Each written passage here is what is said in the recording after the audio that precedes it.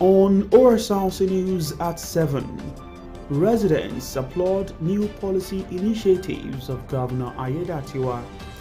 Stakeholders call for improved public awareness of tax reform bill benefit.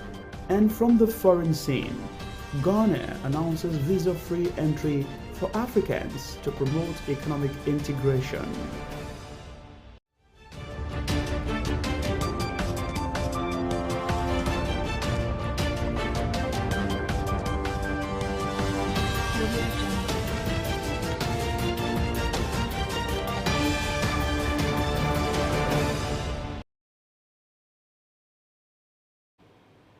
Good evening and thanks for joining us. It's Osrc News at 7. I am Sahid Arabisala. Government workers in Ondo State have reaffirmed their support for Governor Lucky Ayedatiwa's vision. They praised his commitment to effective administration and workers' welfare, viewing it as a testament of his leadership since taking office.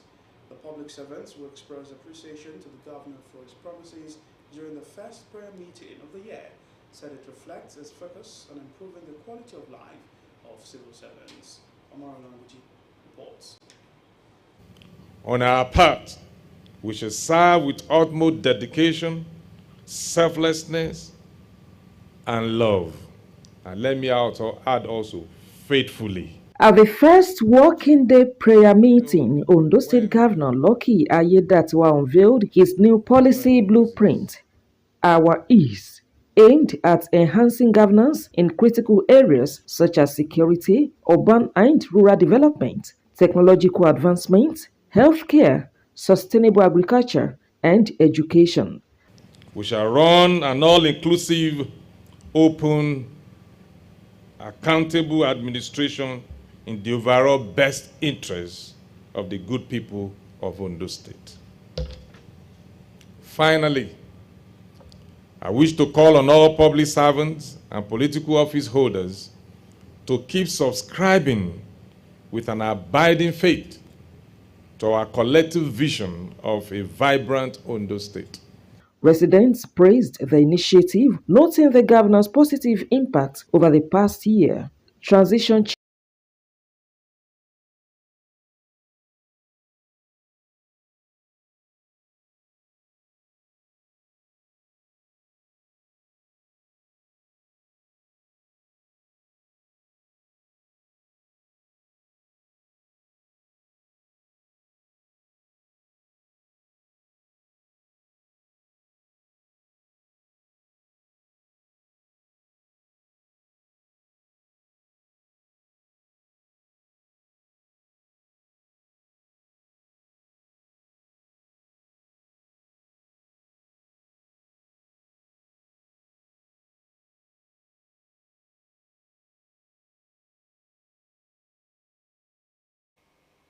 We'll bring you that full report in the course of the bulletin. The Senate Committee Chairman on Privatization, Senator Orji Uzor-Kalu, says the economic reforms of President Bola Tinubu, and particularly the landmark tax reforms bills, were necessary steps taken to yield positive results for transformative growth. The senator representing Habia North Senatorial District in the National Assembly that the revamping of the nation's laws, some of which were over 100 years old, was imperative and inevitable. He argued that some of the legislations were obsolete and ineffective to meet the expectations of the current global economic realities.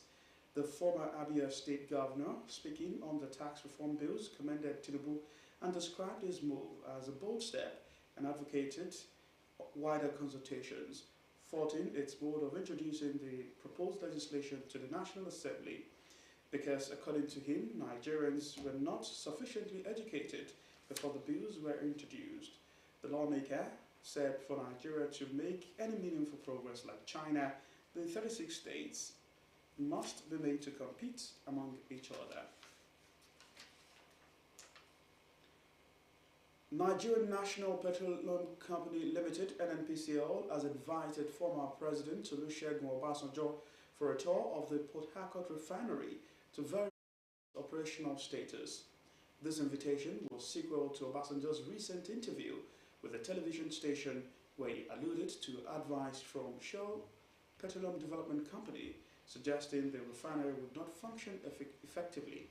The former Nigerian leader also alleged that the National Oil Company has been misleading Nigerians about the refinery's functionality. NNPCL's Chief Corporate Communications Officer, Olufemi Shonaye, while responding to Obasanjo's claims, however, invited the former president to visit the facility, saying the company is committed to transparency and accountability. The NNPCL's spokesperson also called on Obasanjo to work with NNPCL in its determination to guarantee Nigeria's energy security, while he added the NNPCL embarked on a complete overhaul of the refinery and has moved from oil and gas to become an integrated energy company. The National Agency for Food and Drugs Administration and Control, NAFDAC, has alerted healthcare providers and the public about a suspected counterfeit batch of Sigo 600 milligram and 10 by 10 milliliters cancer injection in circulation. In a statement via its official X handle, NAFDAC disclosed that a doctor at the hospital reported that the suspected counterfeit drug brought in by a patient matched another previously identified counterfeit.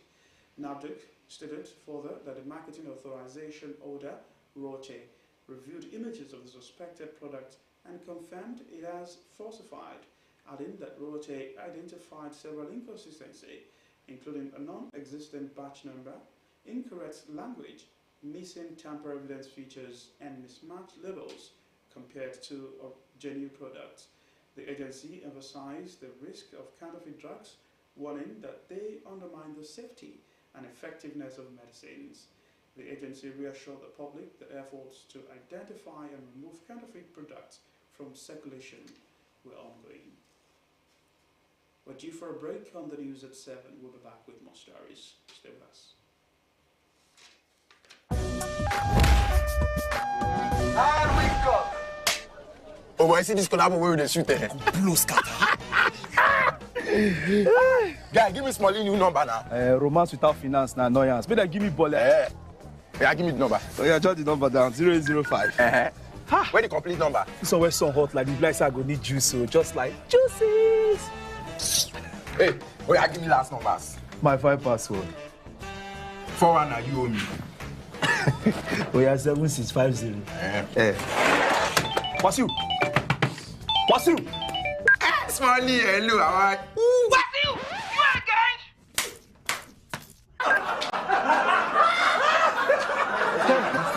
Guys, your first collab was on the trend, though. You know. Find your first. Choose a social data bundle that suits your style.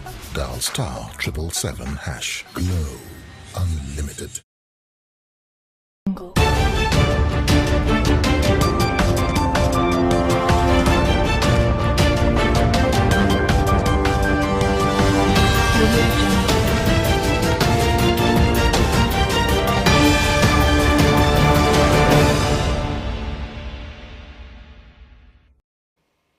Thanks for rejoining us. It's still Osrc News at 7. You can watch us live on our website www.osrc.ng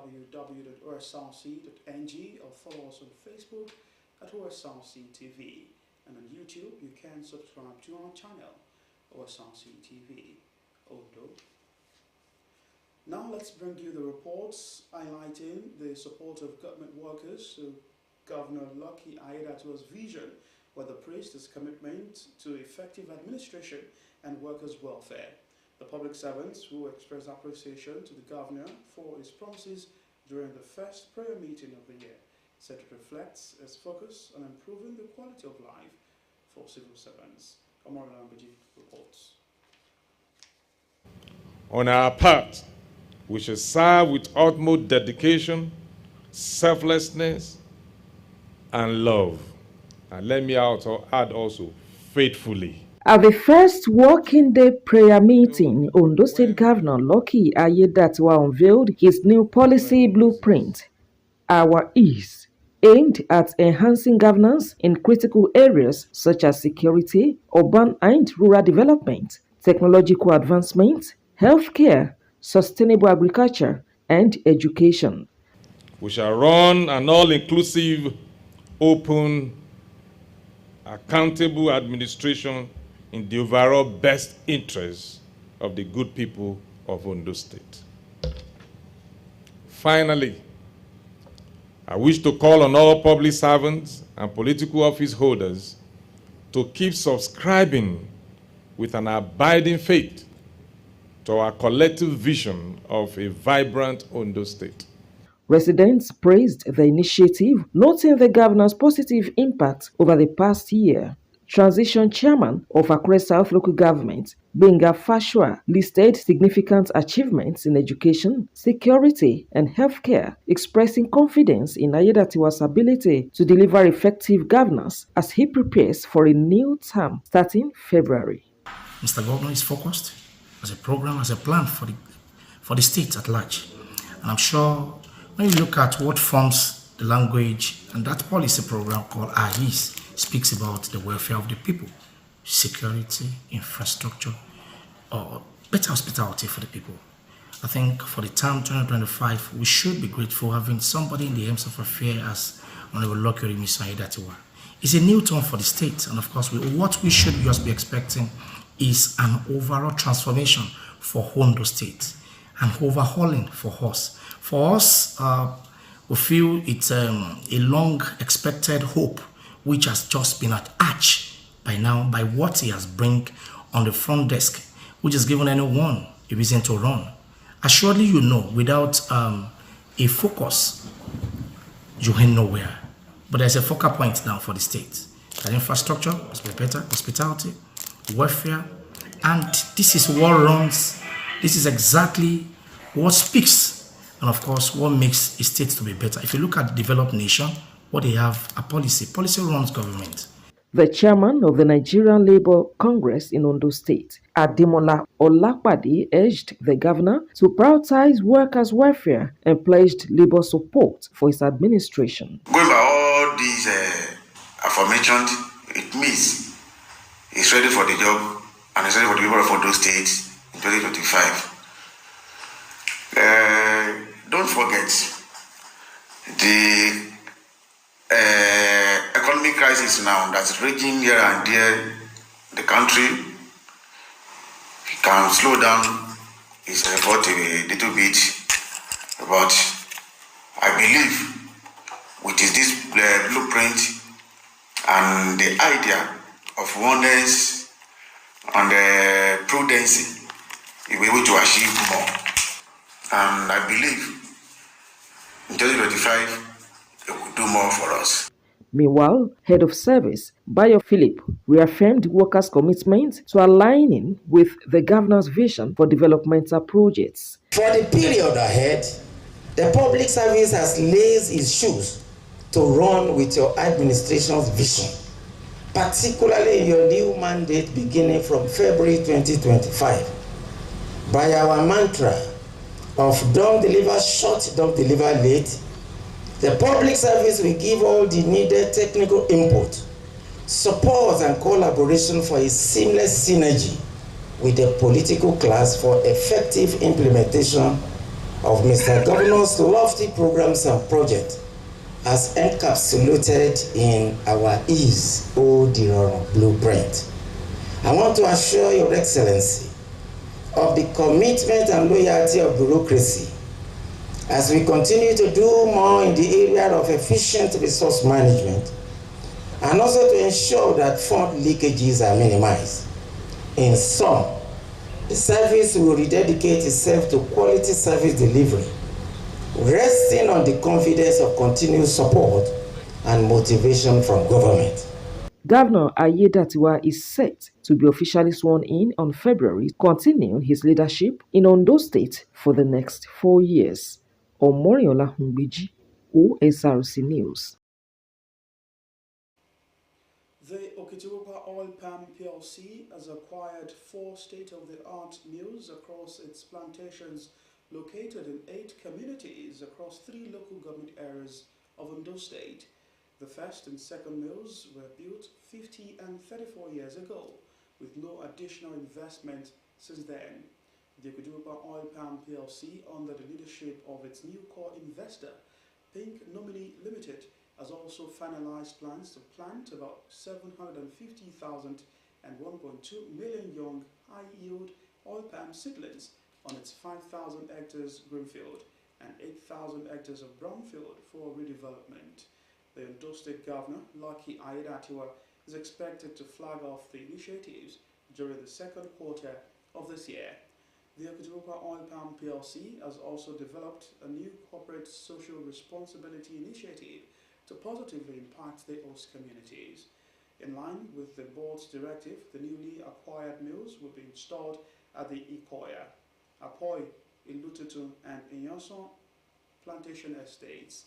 The managing director, Mr. Taiwo Adewale, said these achievements are part of a strategic vision to reposition the company as a major player in the oil palm value chain. Under the leadership of the newly reconstituted board, the company has been successfully listed on the NEST trading platform as a prelude to relisting on the Nigeria Stock Exchange. And this milestone has driven a 400% growth in the company's share price since its initial listing in June 2024. Nigerians are hopeful for a stable and reliable fuel supply as government-owned refineries, including the recently revived Warri Refinery, begin operations. This shift aims to reduce the country's dependence on imported fuel, which exposes Nigeria to global market fluctuations. Omoro Lambeji engaged various stakeholders to discuss the implications of operational public refineries for citizens and the economy. And the consensus is that functioning refineries could enhance local fuel production and stabilize prices, benefiting the broader economy. There's more in this report. In 2024, the festive season in Nigeria has been marked by a notable absence of fuel scarcity attributed to President Bola Tinubu's removal of fuel subsidies and efforts to revitalize the nation's refineries. This change has raised hopes for a stable fuel supply, reducing dependence on imports and mitigating exposure to global market fluctuations. Vice Chairman of the Petroleum Marketers Association of Nigeria in Ondo State, Idowu Adebusuyi, confirmed that local refineries are now operating at 60% capacity, with Dangote Refinery loading 500 trucks daily. This operational boost suggests that fuel scarcity may soon be a thing of the past. For instance, if I'm to take Akure here as a typical example, which is the capital of Ondo State, for us to continue to have product around, to continue to have the environment wet with petrol, we must not have less than 20 trucks per day. So what we are having as of today is more than 30 trucks per day. So by implication, there's no way there can be scarcity of that product. And when now that there's competition, you can see that price has started crashing. A social analyst, Dr. Gbenga Abimbola, welcomed the developments, highlighting their potentials to lower fuel prices and position Nigeria as an exporter of refined petroleum and enhancing its presence in the global market. The importation will be reduced further and further. And once importation is reduced and local production is increasing, then prices will be affected positively. How? Because you will not be talking about duties, custom duties, shipping, transportation, clearing and forwarding. All these things will no longer be there. They will not be part of the prices that have been placed on the end user. Financial experts Rotimi Ogunleye emphasized the need for government support for modular refineries, arguing that private sector involvement could further strengthen the economy. If we have modular refineries around that are going to add value to all of this, you'll find out that all these modular refineries, whatever their product will be, plus that of Dangote, and now our refineries, at no time we'll discover that we'll now begin to export PMS to neighboring African countries, especially when the cost of delivering these products to them will reduce the cost of their pump price too in their country. What I will advise the government now is that the modular refineries, let us not just depend on the large-scale refineries alone. If you go to Port Harcourt, if you go to Eket, if you go to Onne, if you go to the South, you will see Warri area, all those areas, some modular, instead of clamping down on them, why don't you regulate them? Why don't you encourage them so that a refinery, a bottom refinery that can produce even for one small village or one small city, then should be encouraged. Nigeria is a very lucky country. We have high-level deposit of crude in different states around Nigeria. Talk about Delta, you talk about Port Harcourt, you talk about Anambra, you talk about Ondo State. All of us has crude oil deposit. So what we need to do is, if there is high demand for crude, what we need to do is to release more oil block for people to continue to tap. And there are markets for the refined product, and since we have it, I don't think having crude for all the refineries, including Dangote refinery, will be a problem because we have it in abundance in Nigeria. Overall, revamping Nigeria's refineries is seen as a strategic move towards economic diversification and growth. Omoriola Humbiji, Osrc News. The federal government has approved the release of 10 compressed natural gas buses to the Nigerian Labour Congress in the Southwest Zone to ease transportation. The chairman of the Oyo State chapter of the Union, Kayode Martins, at the press briefing in Ibadan, stated that the government's gesture is aimed at ameliorating the transportation problem in the region. He added that the buses will be strategically deployed to some areas in the state, while the charges will be moderate. Outside Nigeria now, Ghanaian President Nana Akufo-Addo has announced that visa-free travel for all African passport holders will start at the year, marking a step towards continental economic integration. The announcement came during his final State of the Nation address as he prepares to step down on January 6 after 2 terms in office. Ghana joins Rwanda, Seychelles, Gambia and Benin in offering visa-free entry to African travelers. Ghana had previously allowed visa-free access to citizens of 26 African nations and visas on arrival for travelers from 25 others, while only 2 African countries, Eritrea and Morocco, required a visa before entry. The visa-free policy builds on Ghana's efforts to strengthen its international reputation, particularly through initiatives like the 2019 Year of Return, which celebrated the African diaspora and commemorated 400 years since the transatlantic slave trade. And thousands of Sudanese refugees continue to flee to neighboring Chad to escape ongoing conflicts in their own country. Alarmingly, more than 60% of these refugees are children under the age of 18. Aid organizations are facing significant challenges as they work to provide essential care and support to the growing number of young refugees. Kemisala Ojomo has more. Children in this refugee settlement are getting their first meal of the day, and for some, it will be their only one. Mohammed Ali runs this food project. Refugees and Sudanese living abroad send money to help feed more than 300 children. We need to protect the children. If the children it is hunger, you going outside, you go in the market, will be something bad. It is going to happen to the children. Maybe it is be homeless. 10-year-old Maz Abdul Majid's parents are both dead. His father was killed by a stray bullet during shooting in Jenaina in western Darfur. He and his sister live with relatives in this camp. We had a normal life in El Jenaina. We had food. I like to play football, but life here is very different. This camp was built to shelter a few thousand people, but now nearly 300,000 are crowded inside. Aid workers say they are struggling to meet everyone's needs. We have limited funding. So how can we now deal with people who are here in the settlement, the temporary settlement? How can we provide basic services for them here? How can we also assist them in the new settlement we are creating. This is all the things that we are thinking about, and we are trying to mobilize some more resources. Chad hosts more than 1.2 million refugees, some from previous conflicts, and most are struggling to survive one day at a time. Kemisola Ojomu, Osrc News. The newly elected U.S. Congress will convene on Friday for the first time since elections in November. Republicans now control both the Senate and the House. But when Donald Trump takes office in just under 3 weeks, it may be at odds with his party over the government spending. Falasha Leogidon tells more.